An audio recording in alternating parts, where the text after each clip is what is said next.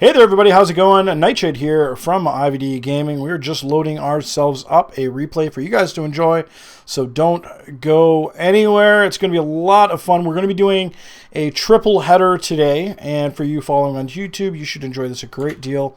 And let's just jump right on into game number one. All of them are fairly short games, so we should all be able to learn a lot bringing up the production tab. Let's introduce the players though. Up in the top right hand corner, representing Team Evil Geniuses, and of course their sponsor Raid Call, ladies and gentlemen, is Huck. Down in the bottom left hand corner, our chief Protoss player, ladies and gentlemen, actually managing to squeak himself through the brackets actually today in the game on MLG tournament, of course, is IvD Gaming's own Puck. And Puck we trust. And of course, if you guys can check us out, ivdgaming.com as well as ivdgaming.tv. And Puck is going to throw down the pylon behind the lines. I like this a great deal. He's going to throw down his gateway right behind it as well. This keeps your tech really, really safe in the early game.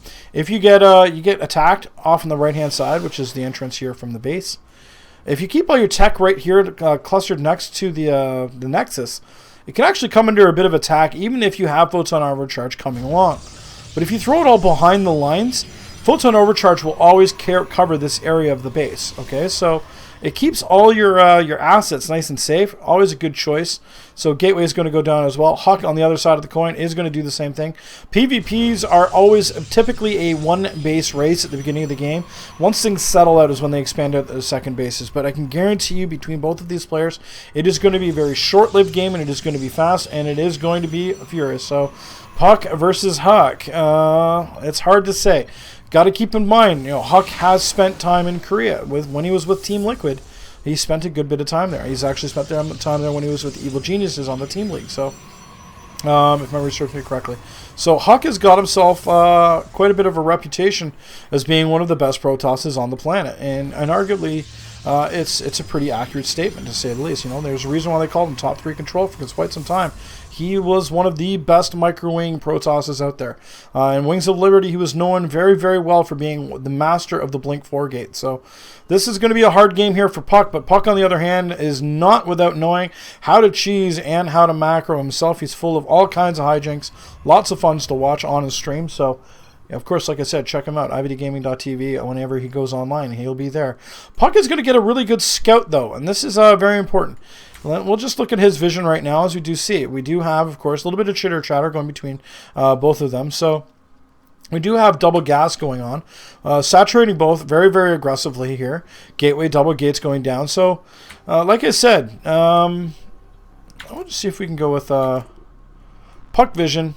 He has a pretty good idea what's going on. So if we take a look back on the other side of the base, though, it's the exact same thing out of Huck. Take a look up at the top left-hand corner of the screen. You can see Gateway tech is 43 and 38, so about 5 seconds difference between the two of them. Gates are a little bit slower here for Puck. Not going to be a huge problem. He's getting himself a Twilight Council about as fast as humanly possible here. So he's going to have a slight advantage there. Huck, on the other hand, has not gotten his Twilight Council. I don't know why he's going actually with double gases and saturating as heavily as he is, unless he's planning on going all Stalkers. But he is getting his Mothership Core out about as quick as he can. Mothership Core is yet to start here for Puck, so it's going to be a little bit delayed as well. Probe's running for his life, not going to make it. Stalker's going to take care of that. Stalker of Puck is going to sit casually by on the ramp. Yeah, Black XX, so sad. Very unfortunate that they do have to check out. And it looks like, yeah, again, Huck's still kind of sticking with this 2-gate kind of play. It looks like he might be doing a double gate expand. Again, he's banking a lot of gas. Like this is getting a little bit on the high side of things. He has his Mothership Core heading across the map. He's got himself a forward pylon off on the right-hand side of the map. These 3 Stalkers here do realize that something is up.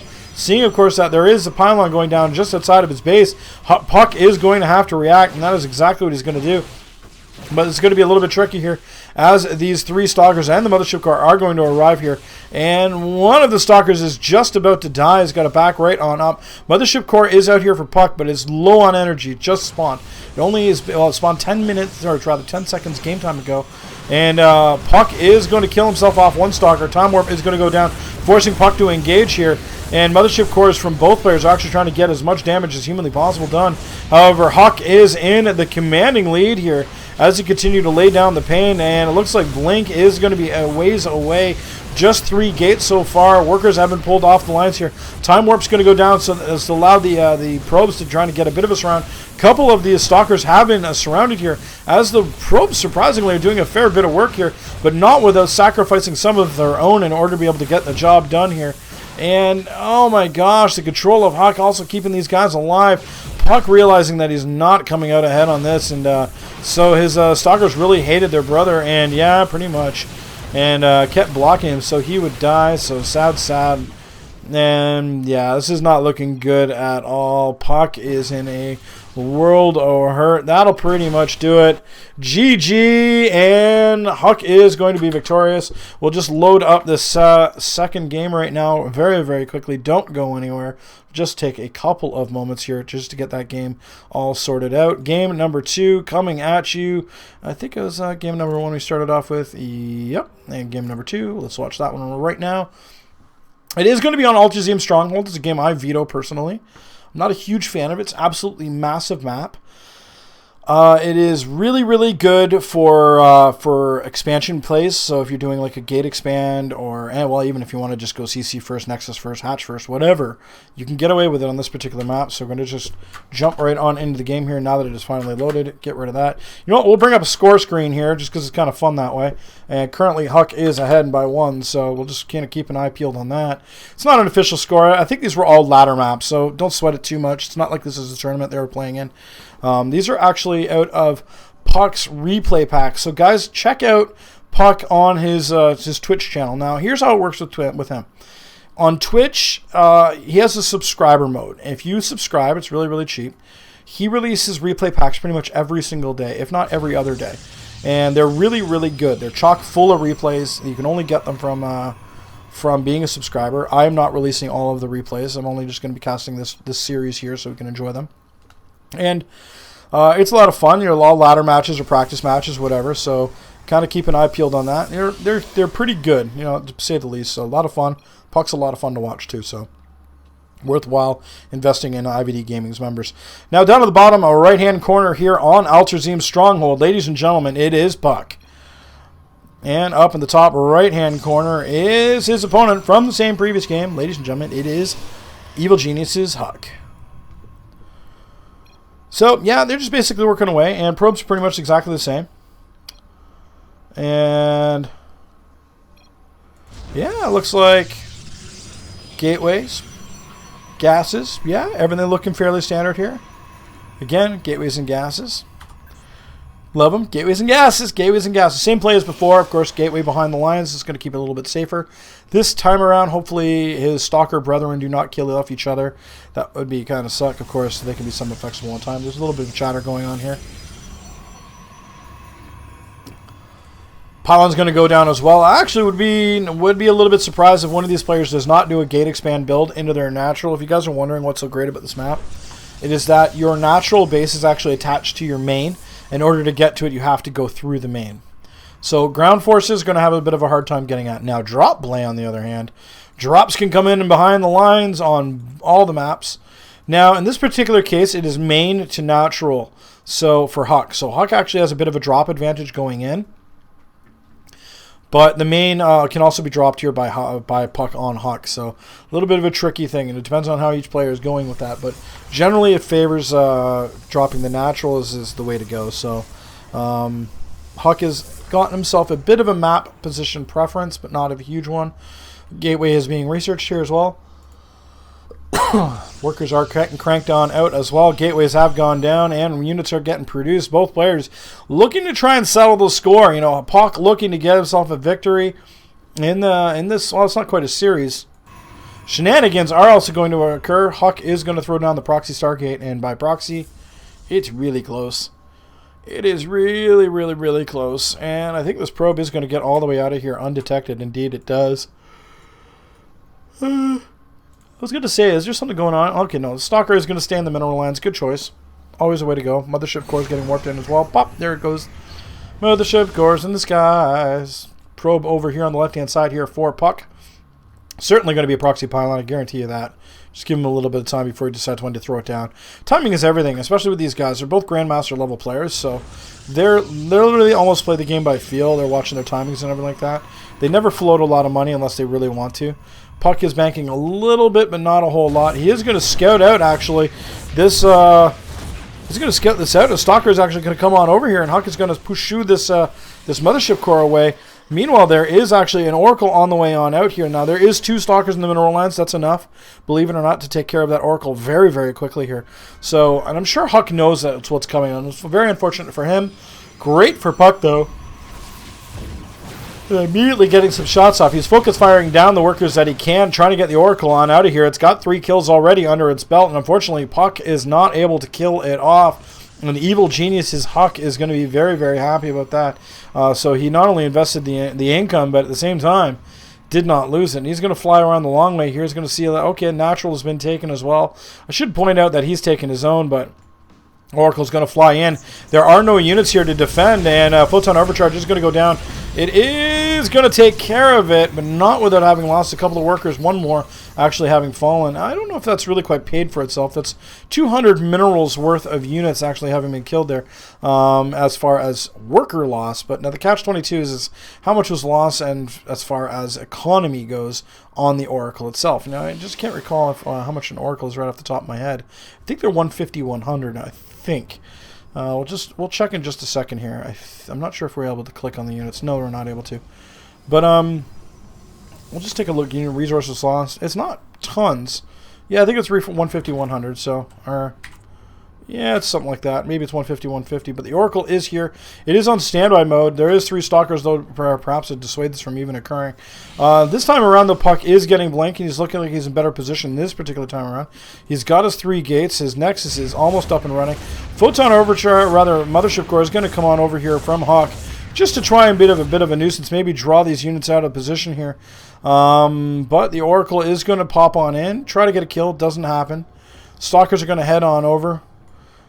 Surprisingly, the Mothership Core left on her own accord, so the Stalkers are headed on back here to the left-hand side to defend against that Oracle. Puck, on the other hand, has not really received a whole lot of aggression here. There is a pylon over on the left-hand side here, so Puck has always got the availability to move on over. Does this not look like a broken cell phone to you guys? Yeah, it does. It looks like a broken cell phone. Anyway, just saying. Yeah, it's 150, 150. Thank you very much for BWC Simaj. I'm not sure how to pronounce your name. I'm sorry, bud. PWC in the chat here, live on Twitch. Of course, this is being recorded. Thank you so much for grabbing that info. 150, 150 is correct. Oracle's going to get some shots off as well. Guardian Shield's going to go down as well.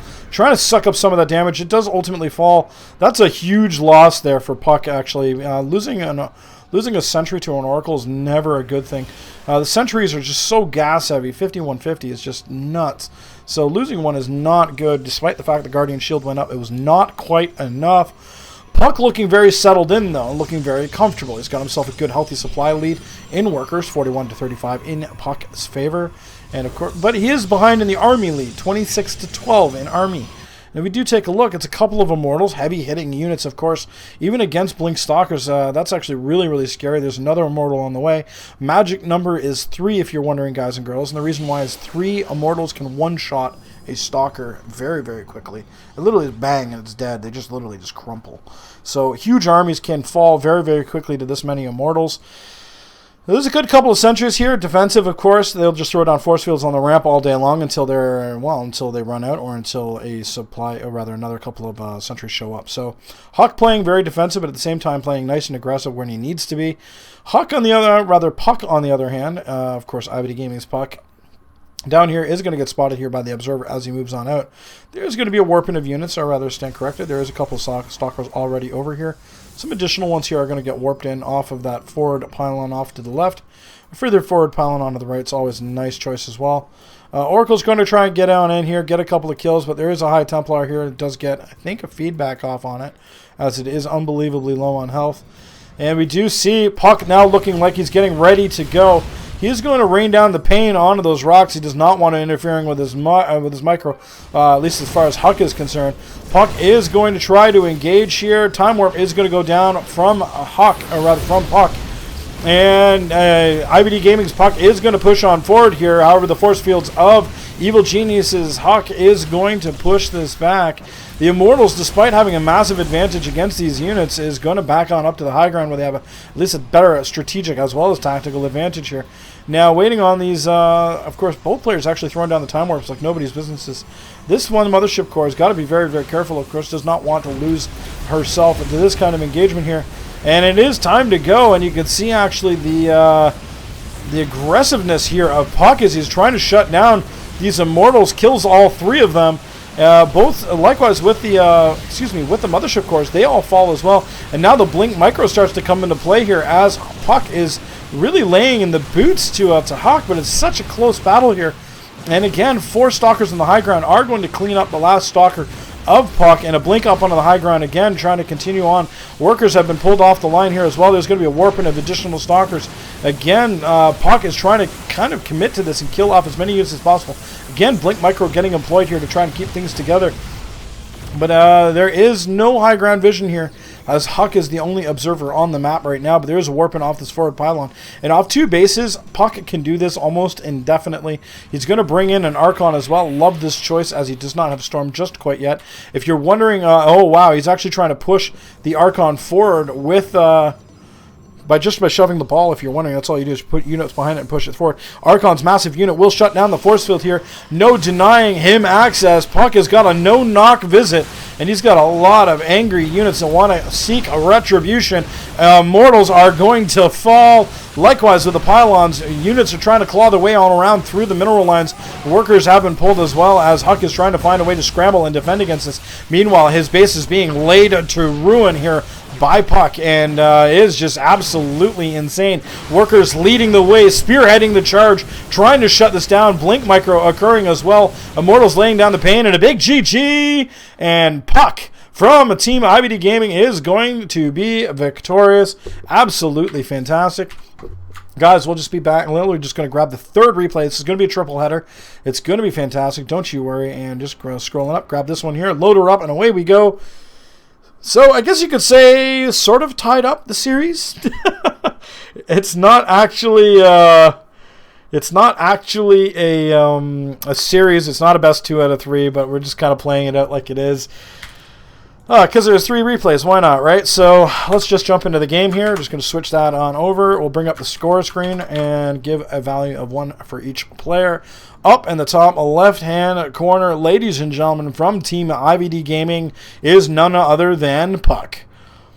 And over on the right-hand side of the map is from Team Evil Geniuses. It is Huck, the Canadian. So, American versus Canadian. Who will come out ahead? The scores are tied. IvD Gaming versus Evil Genius. Which will it be? Of course, Chris Loranger versus Brandon. I can't remember Brandon's last name right off the top of my head. Let me just take a quick peek here. We do have, it is Brandon Quayle, I believe. And so, of course, from IvD Gaming over on the left-hand side. Both players very familiar with each other. They've been in the scene for a very long time. They're both main stables. Let me be perfectly honest with you. They've been in esports ever since StarCraft 2 has popped on out. Yeah, absolutely fantastic players, both of these guys. So I'm really, really happy that we've had the experience of watching all 3 of these plays. Of course, I actually think both of these players played in Brood Wars as well. So most people playing StarCraft 2 professionally have played Brood War at some point or another. Whether it was competitive or not is a different issue. But yeah, just a little bit of a conversation here. You can see a lot of Protoss streamers nowadays, and this is a combination of issues as the result of this.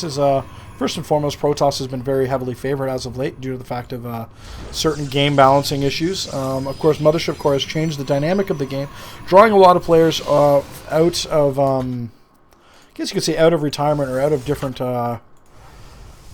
parts of the gameplay, out of the ladders and such. You know, some players are saying, "Oh, you know what? Protoss is a little bit more viable now. I can now have fun playing it again, as before, perhaps without the Mothership Core, they were having issues playing it. Now that they're able to have a little bit more fun, having that an umbrella. So there are more people playing it. It's just that simple, and of course, because of that, there's more people streaming as well, because anybody and their mom can stream. All you need is OBS and a computer. Now, we do have double gases here taken. I need to point out 2 workers only on each. So he's not going to be going any kind of Templar play or Dark Templar. He's not going to be going for Oracles. Not right. Well, I stand corrected. Now 3 workers on each, so that switches things up a little bit. Double gate still going down, so no craziness, no hijinks of fast oracles at least. Puck, on the other hand, 1 gate with the cybernetics core. He's going to take his gas, saturates it very, very quickly indeed. But again, no real hijinks out of each player. I wouldn't be surprised if we'd see 3 gate robos out of each of them. I don't see Puck going with like an immortal. Like, I just don't see him going DTs in this particular game, but we'll see where it's going. Usually if you're going DTs, you take your gas first before the cybernetics core even finishes. You'll have both of them taken and saturated because there's such a gas heavy unit. Same with oracles if you're doing like a proxy oracle or anything like in a shenanigans that way. Now this is a very close position by air. I should point this out. Like if we just follow this mothership core here, as she continues her way across the map, you can see we're now about 5 seconds, 7, 8, 9, 10, 11, about 15 game seconds, 16 game seconds. This is about 15 now. We're coming up in 20 game seconds. You're on the other guy's map. And immediately the pylon is going to reveal what's going on. Puck is going to be aware that, okay, this is where the base is. He's going to start doing things. He's going to try to get a scout here, but that's not going to be happening. The stalker here is going to turn that away. Of course, there's another stalker on the other side of the map as well. There's a forward pylon going down very, very quickly as well. And it looks like it is going to be 2 gate aggression, at least for the time being. It should be a 2 gate expanded out of Huck, but we'll see where this is going to go. Looks like it's going to be a 1 gate opener here. Yep, 1 gate expand here from Puck. I don't know whether or not he's going to be able to hold it. He does have his mothership core coming all the way back. She does have the 100 energy for the photon overcharge, so she'll be safe that way. There's, of course, a sentry here as well. It'd be nice to see 2 of them. Puck, on the other hand, is going to have to defend this. Rather, Huck, on the other hand, in the blue, is going to have to defend this. Or rather, he's attacking with this, and IvD Gaming's Huck is going to have to defend. There we go. This is what happens when you choose Puck and Huck to play against each other. It looks like Puck is going to let the Nexus finish. Indeed, that is going to happen. And motherships are showing up for both players. Photon Overcharge is going to be the attack of choice. That is the best way to go. And we do have sentries throwing down the force field. They're not going to be able to assist, unfortunately.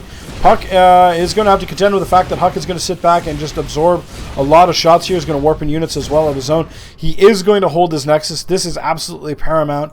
And at the same time, it'd be nice if he can snipe himself a mothership core. Again, Photon Overcharge is still good for about another 30 seconds or so game time. Mothership's sticking on back. She does not want to get sniped twice. She's going to recharge her energy. She currently has 51, so 50 more in-game seconds, just under a minute. Another photon overcharge can go down. Now, about 30 seconds of that is pretty much up. There it goes, and it's now what's on the top of the unit and not. Notice how he's actually only casting 1 force field at a time. He's basically saying, no, if I see you, I'm going to throw down 1 force field, and if I see you commit, I'm going to throw down 2. There's the 1. And it's just to slow units from getting out, and if he has lots of options here, but he's not absorbing too much energy. If he throws down 2, then it's going to really slow things down by quite a bit. But he's got a good number of sentries on the top of that ramp. Again, another one, just 1. You know, Puck is staying very, very vigilant on this. You can see the red rings around the feet of the stalkers as he selects his units and cycles back and forth. This is what he's doing, and we'll just we can go to his cam actually really, really quickly here. This is his camera view angle, and he's just literally cycling back and forth here, just kind of keeping control of everything. And this is what he does, back and forth. And again, his micro is just absolutely fantastic as he cycles all of these units, trying to keep in control. Puck, on the other hand, right-hand side of the map, he's expanded. He's finally gotten his saturation up. He's a little bit later, though. We take a look at the worker count at the bottom of the screen. 6 workers lead here for Puck. So this is going to be really, really tricky here as Puck is continuing to try to claw ahead economically, but at the same time has to do it unbelievably safely. And you know, he's invested a lot of gas into this tech of sentries, you know, being able to be defending. Whereas Huck, on the other hand, is recognizing that and is grabbing himself a forge. He's going to expand on out. He's going to get his upgrades going. He's going to have better tech. He's got a robo of his own already. He's getting the robotics bay as well. We do have a hallucinated phoenix flying its way around the map here, getting a good scout. It's going to reveal everything. Robo's going down as well here for Puck, but I don't think he has a forge just quite yet. No, he does. Big freaking laser beams is being researched. If you're wondering, that's extended thermal lances.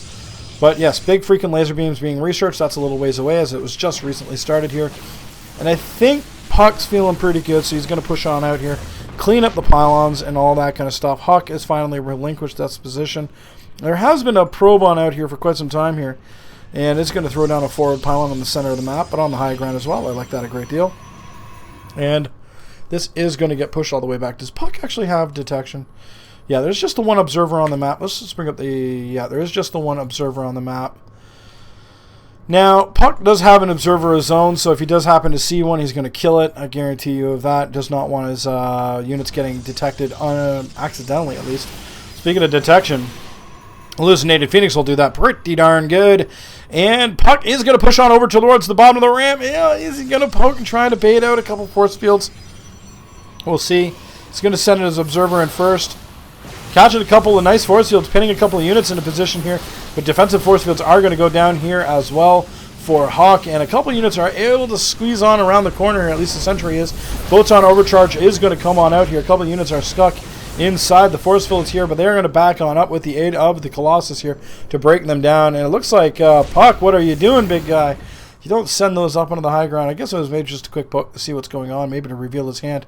Was there anything going on up here? No, there was not. Additional gates going down en masse here for Hawk. This is going to be very, very scary indeed. But I should point out, though, that he's currently contained here. And I think Puck is saying, screw it. Nice time warp here, catching all the stalkers inside. And Puck having a massive army advantage right now. 54 to 40. I stand corrected. 46 to 54. In the favor of Hawk, but a lot of it not where it needs to be, which is right here. It's just these two Colossus on the high ground, but it's not enough, and Puck looks like he's going to destroy off this Nexus very, very quickly, and yeah, that will do it. And a TT so much all in, and a big GG out of Hawk. And Puck will be victorious. Ladies and gentlemen, hope you enjoyed this little bit of a, I guess you could say a triple play out of Puck's replay packs. Check them out at ivdgaming.com as well as ivdgaming.tv, or if you're on Twitch, twitch.tv / what is it? Yeah, twitch.tv / Puck with a CKK. So double K on the end. Anyway, I hope you guguys have a great evening. My name is Nightshade. It's been a pleasure having you. And check us out, ivdgaming.com. Take care. Bye.